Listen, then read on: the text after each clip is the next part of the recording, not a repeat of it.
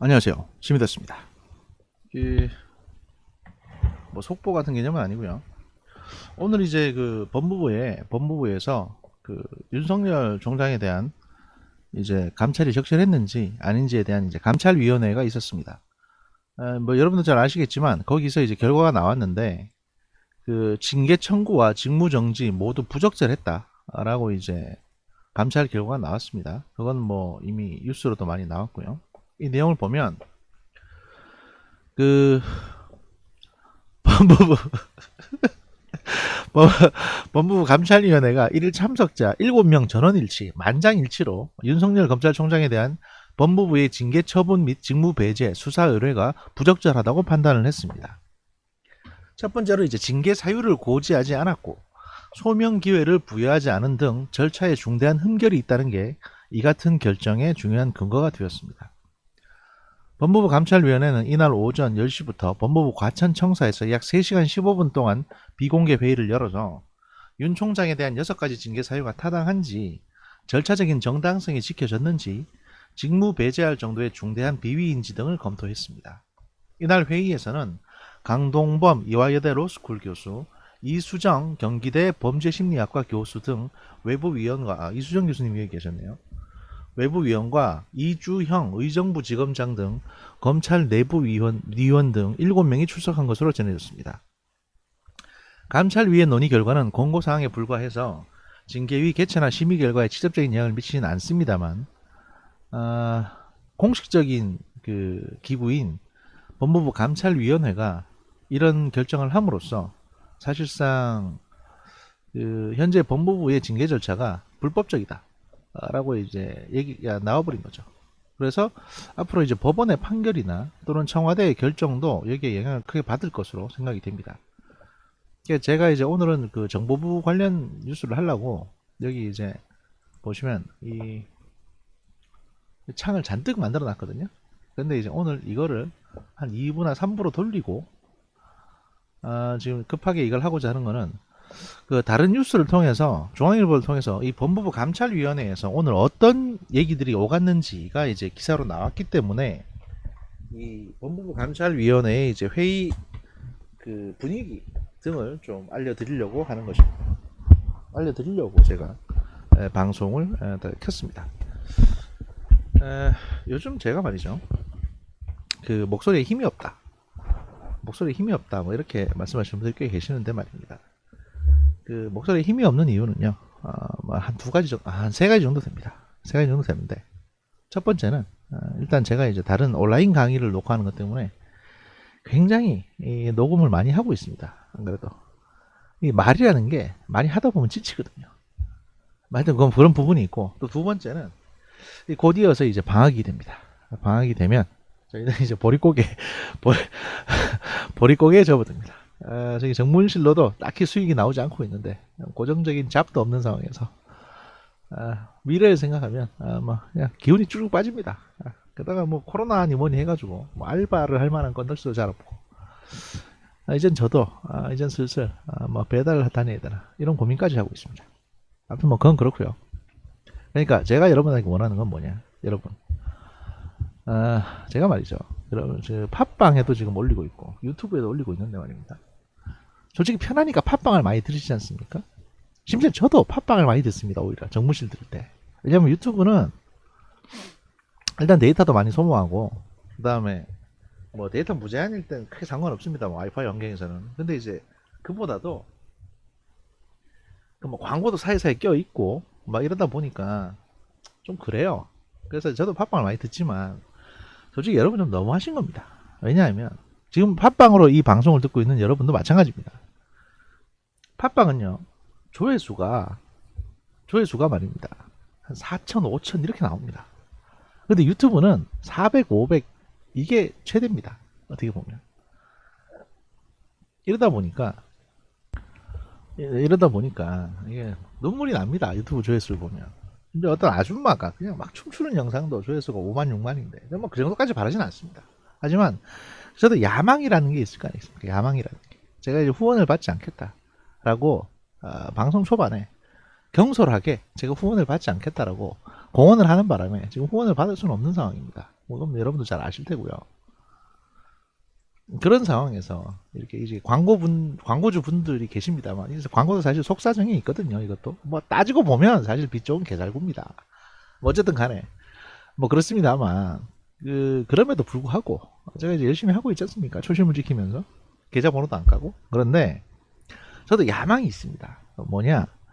적어도 이제 구독자가 한 10,000명 정도를 넘어가면은 이걸 이제 그 멤버십 제도를 해가지고, 물론 이제 멤버십 제도라는 게 그 뭐 돈을 내야 방송을 볼 수 있다. 전 이렇게 하고 싶지는 않습니다. 그럴 생각도 없습니다. 저 같으면 당연히 돈 안 내고 안 보죠, 그냥. 그게 인지상정이기 때문에. 하지만 이제 멤버십 제도라는 게 일종의 그런 거거든요. 내가 정분실의 일원이 되고 싶다. 그래서 정분실에 내가 이제 소속이 되고 싶다. 월 한 1,900원 정도 내고, 최소 월 1,900원 또는 월 한 900원. 그 금액은 제가 정하게 나름일 텐데 일단 제가 고민하고 있습니다. 저희 와이프는 그것조차도 야, 하지 마라, 쪽팔린다 이러는데, 몇 명이나 듣겠냐 이러는데, 적어도 이제 10,000명 넘어가면 제가 슬쩍 한번 멤버십 제도를 해보려고 그러거든요. 유튜브 멤버십 제도라고 있습니다. 그래서 정분실 직함도 드리고, 멤버분들에게는. 하지만 이제 뭐 일반 듣는 분들하고 혜택이 큰 차이는 없을 겁니다, 아마. 근데 이제 하여튼 그러려고 하는데, 보통 10,000명일 때 하다못해 한 100명은 가입하지 않을까? 1%. 그렇지 않습니까? 보통 10,000명 해서 멤버십을 돌리면 한 100명은 가입하지 않을까 하는 생각을 했을 때, 100명 곱하기 2,000원, 한 달에 2,000원, 아니 한 달에 1,000원이라 합시다. 한 달에 1,000원 곱하기 100명은 한 달에 10만 원입니다. 한 달에 10만 원인데, 이걸 유튜브하고 반반 나누게 돼 있거든요. 그러면 한 달에 안 할랍니다. 욕 안 먹고 안 하는 게 낫겠다. 제가 고기를 한 2번 안 먹으면 되지. 생각해보니까 잘못했네, 내가. 저희 와이프 말이 맞네요. 이게 한 1,000명, 또 한 5,000명 이렇게 하지 않은 이상은 보니까 의미가 없습니다. 예. 제가 조금이라도 잠시 무력의 눈이 어두웠던 거 사과드리고요. 회의 소개 계속 하겠습니다. 그래서 감찰 회의를 이렇게 했는데,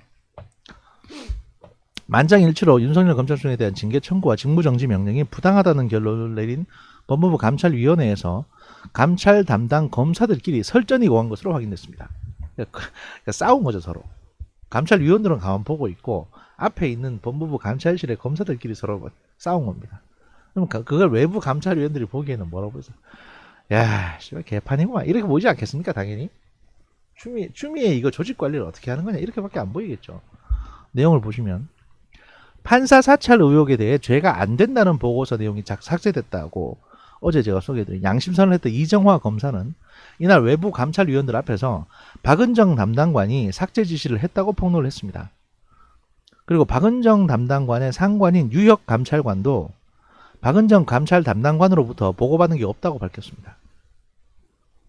이날 감찰위원회에서는 법무부 감찰 담당 검사들의 설전이 쟁점이 됐습니다. 서로 이제 싸웠다는 거죠. 뭐라고 싸웠냐? 감찰위원들이 유혁 감찰관 패싱 여부를 질의하자 유 감찰관은 11월 초까지 관련 보고를 받지 못했다라고 증언을 했습니다. 이에 박은정 담당관은, 이 보고를 해야 되는 박은정 담당관은 장관이 보안 유지를 지시했기 때문에 규정 위반이 아니다라는 취지로 반박을 했습니다. 심지어 박은정 담당관이 자기 상관인 유 감찰관을 향해서 날 망신 주는 겁니까? 사과하세요라며 언성을 높이는 일까지 빚어졌다고 합니다. 이런 싸가지 없는 진짜 이건. 근데 제가 제 개인적인 어떤 쌍욕은 관두고, 이거를 가만 보면 왜 여기서 언성을 높이겠습니까?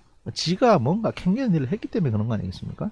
지금까지 밝혀진 바로는 총 4개의 어떤 위법 행위를 저질렀습니다. 박은정 검사는요. 이정화 법무부 감찰 담당관실 검사는 박 담당관의 삭제 지시를 받았다고 폭로를 했습니다. 박은정 담당관은 삭제 지시를 하지 않았다고 부인했으나 이 검사가 박 담당관 면전에서 지시하셨습니다 라고 다시 못을 박은 것입니다. 그는 지난 29일 판사 정향 문건과 관련해서 윤 총장은 죄가 안 된다라고 분석한 자신의 보고서를 박 담당관이 윤 총장 수사 의뢰 당시 기록에서 삭제했다고 폭로했습니다. 이 검사는 박은정 담당관의 남편인 이종근 대검 형사부장이 법무부 차출 사실을 알려준 평검사이기도 합니다. 윤 총장이 국정감사에서 퇴직 후 국민에게 봉사할 방법을 찾겠다라고 발언한 것이 감찰 사유로 포함된 것에 대해서도 이견이 나왔습니다. 감찰 담당 검사가 정치적 중립 의무 위반이 아니라고 생각한다라고 밝힌 것입니다. 그러나 박 담당관은 나는 그렇게 생각한다. 그러니까 정치적 중립 의무를 위반한 거라고 생각한다고 반박했다고 합니다. 그래서 이게 오로지 밑에 실제로 조사했던 검사들은 이게 위반 사항이 아니라고 했는데 박은정 검사 혼자서 이 모든 사안을 다 쳐내고 그냥 지 생각으로만 감찰을 밀어붙인 겁니다. 이건 직권남용입니다. 범죄예요. 한 참석자는 사실상 대질신문 분위기였다며 심지어 검사들끼리도 이견이 팽팽했다라고 전했습니다. 유 담당관은 감찰위가 끝난 뒤 기자들 질문에 의견을 말씀드릴 수 없다면서 정말 마음이 아플 뿐이라고 답했다고 합니다. 이 같은 법무부의 내홍에 감찰위원들도 윤 총장 직무 배제는 부적절하다는 쪽으로 마음을 굳혔다고 합니다.